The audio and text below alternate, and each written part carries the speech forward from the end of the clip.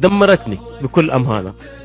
يعني نفسيا وماليا وكل دمرتني. لكن إن شاء الله أنا يعني رجل وبشد حالي، يعني ما في مشكلة.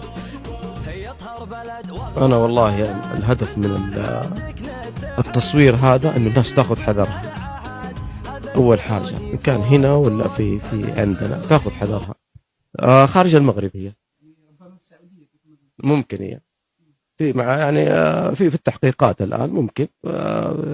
لكن مهما كان فين محل ما تروح يعني قواتنا ما شاء الله القانون فوق الجميع، في كان في السعودية ولا هنا حتيجي وإن شاء الله تعاقب على التهديد، تعاقب على السب، تعاقب على القذف، تعاقب إن شاء الله على الأموال اللي شالتها وين صرفتها، والوقت هذا اللي كله الأموال دي اللي قاعد تصرف فيها، ويمكن الشخص اللي معاها كمان مثلها الآن الله أعلم يعني. فإحنا أنا بحاول بس